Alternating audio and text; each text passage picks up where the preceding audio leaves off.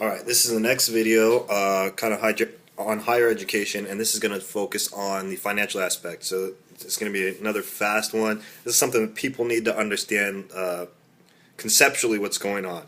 So, as everybody knows, tuition prices continue to increase, and there are two big pieces to that. And really, they should be decreasing because technology advances should be able to scale this better. You should be able to serve your customers better, have better education, lower cost education, just like everything else. You know, computers get better and faster, and they get cheaper. How does that happen? But in education, it doesn't. So, I'll tell you why. First piece, private or public universities and colleges, they get subsidized by the state, and that comes in through tax revenue, right? You get tax revenue, goes to the portion of that goes to the state universities and colleges. Now what's happening is you have lower tax revenue because everything fell off a cliff with the economy, and then you also have budget constraints. So you cut some stuff there, and so that cost is transferred to the students at these state and colleges. So that's why tuition increases have increased there for a bit. But also private universities, their tuition has continued to increase for years and years and years, and so that's a different mechanism. But both of them share the same mechanism, which is what I'm going to kind of elaborate on here. So it has to do with debt, it has to do with misallocation of resource, and it has to do with central planning. So what does all that mean? So let's figure out what that means. So everyone who wants to go to college, more or less, who's poor enough, can take out loans and get financial aid. So if your parents don't make enough money, or you're on your own or whatever, you can go out and you can get a loan, and very little questions asked. Your credit score could be shitty, and whatever. You just take out money and you'll pay it back because you're gonna get smarter and you're gonna get a job and you're gonna make more money and everything's hunky dory, right? So that's how it's set up. And so the financial aid system comes through. There's the universities who have these Perkin things, so they churn in for really poor students, and then they have the federal, and then they have the banks that give out loans. But those bank loans are actually backed by the Fed. So the Fed saying it's okay, if things go sour, we'll take care of you. Just like the mortgage-backed securities, right? With the Fannie and Freddie, this one I think is the university portion, or the financial or the education portion is like Sally Mae or something. But basically, what you have is all this loan. So that's what you need to take. All these loans coming in. So what does that do to the system? So it creates this artificial demand. Everyone's able to get a loan. So everyone's able to go to college. That's the right thing to do, right? It's like makes everyone feel all fuzzy and good inside.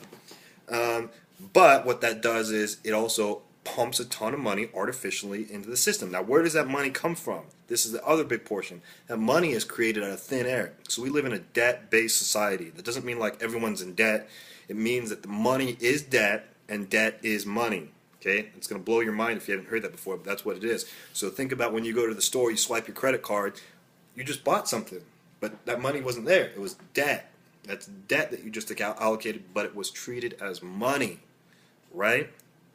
That's what's going on. So when you go and you take out that loan from the bank, you're not like pulling it from someone else's account. The bank is creating that money out of thin air with a leverage of basically 9 times. So if you deposit $100 to the bank, you're loaning that bank the money, and they're paying you a little bit of interest, really small amount now, but they're able to leverage that 9 more times. So they're able to loan out, when it jumps through all the other banks, about $900 instead of $100. So they just need a little bit of collateral. Okay, so that's how fractional reserve banking works. So that's what's going on with these student loans is they're all taking on these loans, they're pumping up the money supply artificially, right? So you have a bigger amount of money, and that bigger amount of money is chasing a localized market in education. And so that pumps up the prices of education. Okay? So when you take out a loan, students get tuition, they get housing allowances, they get some for food, living allowances, and some for supplies. So you get this whole thing, this whole package. It just keeps on being pumped in. So people who are poor or who don't have money, they're able to take out loans, and people who actually do have money, they're paying a higher price because of this artificial inflation. Bam, that's what's going on. That's the big thing that's going on, is all this hot money coming in and artificially chasing. Now, the other big problem is misallocation of resources. All these students go in and they think, okay, I can take whatever degree I want. I'm free. I have this money pot, and whatever. I'll figure it out on the other end. And what happens is you have people going in and getting degrees where you don't get a return on your investment like you need to. So whenever you take on debt for productive reasons, the objective is you're going to the person and saying, look, I need $5,000, and I'm going to give you $5,000 back, this many years from now, and I'm going to pay you interest on that.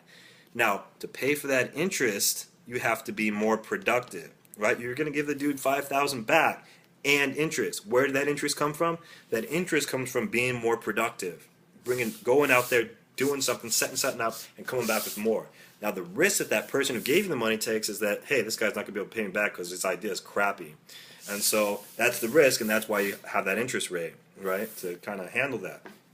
So when you do this for education, what you're saying is, look, I'm going to take on this huge amount of debt, tens of thousands, and on the other side, you know what, I'm going to be more productive. I'm going to have a job, first off, and I'm going to bring in more revenue. I'm going to pay you back. I'm going to give you that interest, and everything's going to be cool.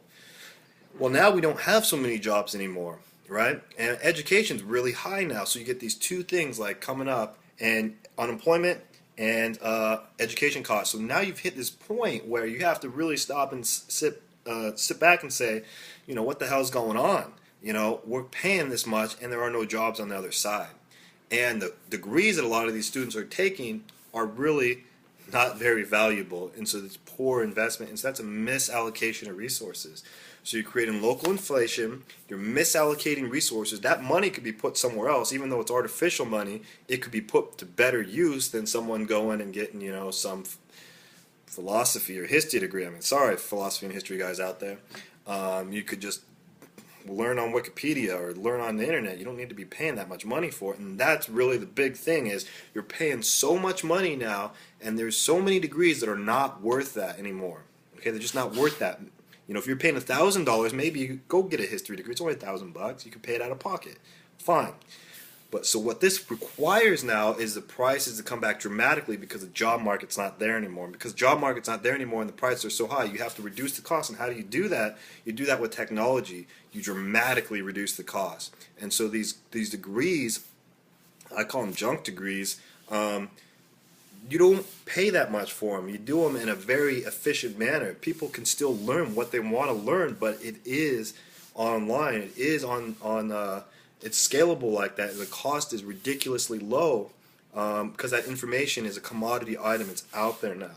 And so that's what's going on. You have, kind of to recap, you have people able to get loans, you get localized inflation, you get misallocation of resources because people are chasing things they shouldn't. There's not jobs on the other side. But now you do have technology, and you do have and see that previous video, you do have the technology to dramatically reduce the costs, but at the same time, you have this over $1 trillion in student loan debt that is going to come due very soon, and you're going to get an issue like you had with the mortgages. But you're going to get this: students can't pay, the Fed's going to have to back it, you can't discharge that loan debt, and there is a big mess brewing with this. And it didn't have to be this way, and it shouldn't be this way, and there's the opportunity to change it now with technology for the students coming on. I mean, if you're coming on as a student, watch your back, because stuff's going to happen, and the universities are going to get squeezed when this money pot gets taken away, and so they need to adapt fast, and if they're going to survive,